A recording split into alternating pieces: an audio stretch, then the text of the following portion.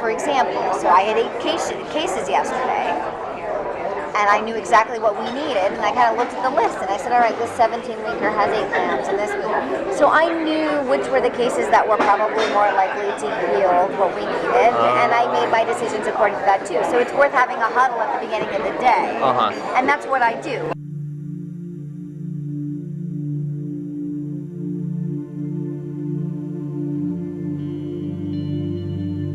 I never did, but I think I've witnessed some of the other technicians work with the doctors. I remember I was on my day off and I went on my laptop and popped up and they were working, and I saw a message saying that the doctor had aborted a fully intact fetus. Fully intact, and SemExpress was sending it straight to the lab. I literally have had women come in and they'll go in the OR and they're back out in 3 minutes. And I'm going, what's going on? Oh yeah, the fetus was already in the vaginal canal whenever we put her in stirrups. It just fell out. Yeah, and so if we alter our process and we are able to obtain intact fetal cadavers, then we can make it part of the budget that any dissections are this, and splitting the specimens into different shipments is this. I mean, it's all just a matter of line items.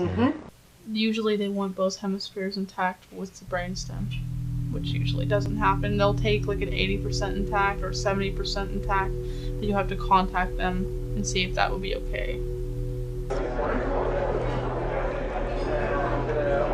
Got a rate-limiting step of the procedure is calvarium. Calvarium, the head is basically the biggest part. Most of the other stuff can come out intact. Right.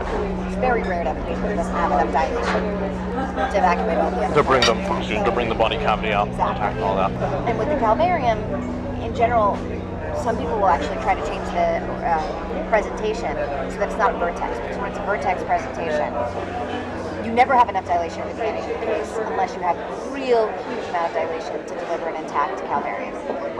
So if you do it starting from the breech presentation, there's dilation that happens as the case goes on, and often the last you can evacuate an intact calvarium. So I mean, there are certainly steps that can be taken.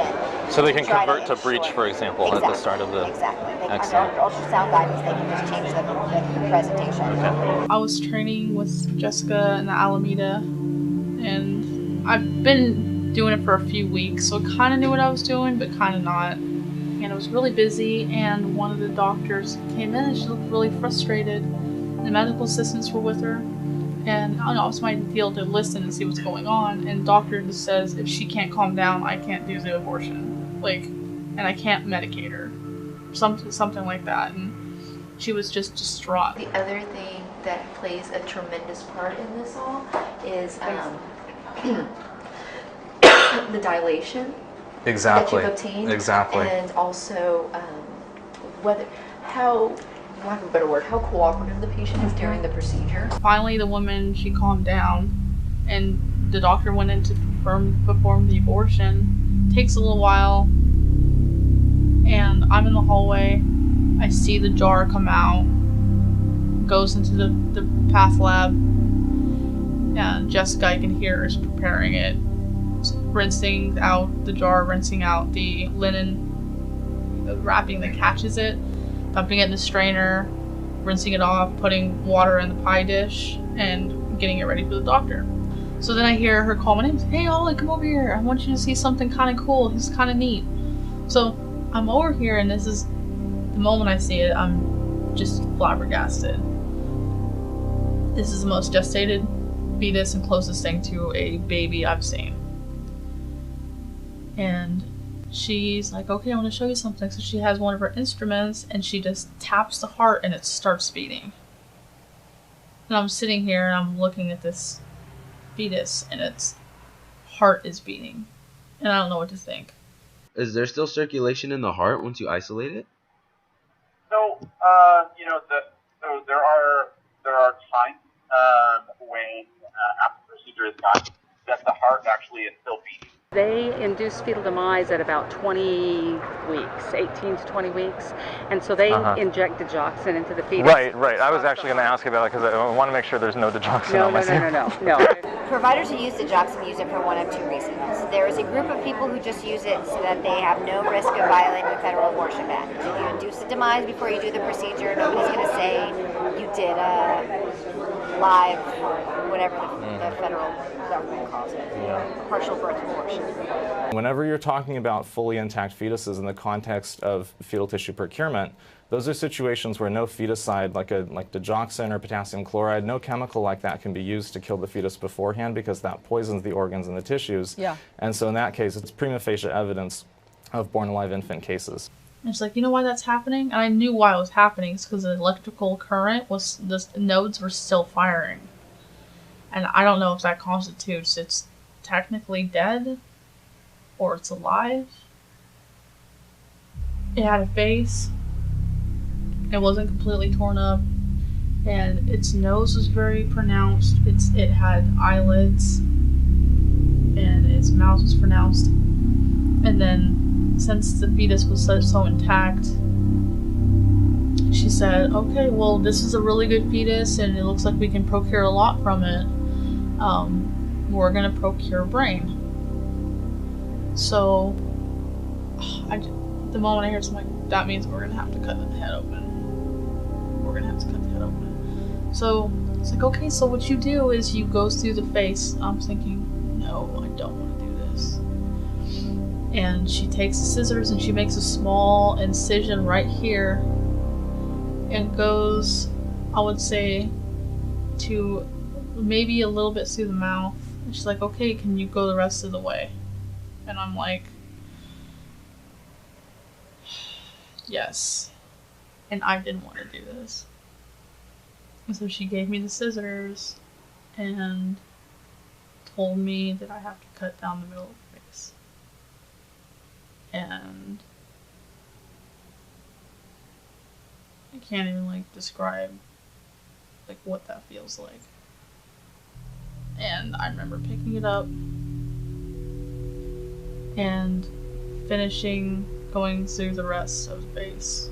And Jessica picking up the brain and putting it in the container with the media and parafilming it. And she left and she's like, okay, you can clean it up. And I'm just sitting there like, what did I just do? And that was the moment I knew I couldn't work for the company anymore. And that was still, it was, even if it's going to be good, if that could have been the cure for some kind of disease, then I wish, even if it was, I wish I still wouldn't have done it. I don't want to be that person. And I remember picking, it was a male, I remember picking him up with the gloves because it was too heavy. The pie dish was this, and he was big, the pie dish, and I couldn't take it and put it in the strainer and put it in. I couldn't. It was just too big. And I opened the biohazard container and it's almost full. It's almost full. I'm holding him in my hands and oh my god, this is just, what am I doing? And I take him and I put him in, and I remember he got stuck on the lid. And it turned around and his buttocks was in the air and his 2 feet were dangling out, and I remember having to pick each one of his feet up and put him in the container and close the lid. And that was the hardest experience I've had there. I remember holding that fetus in my hands when everybody else was busy and started crying and opened the lid and put it back in. It's just really hard knowing that you're the only person who's ever going to hold that baby. It's weird because I always think of all these scenarios that could happen. I held it, I'm like, man, this could have grown up to be... And I always think about things like that. If this could be a lawyer, this could be a firefighter, this could be the next president. I wonder what...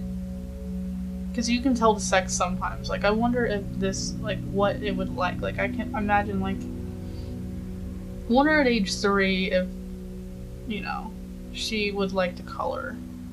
Or things like that, you know, I wonder what it would look like, her mom or her dad, or things like that. I feel like it's a waste of life. Like, and it's sad that so many people view it as a mistake. You know, because it's not. I mean, life isn't a mistake. I mean, getting pregnant can be an accident, but it's not a mistake.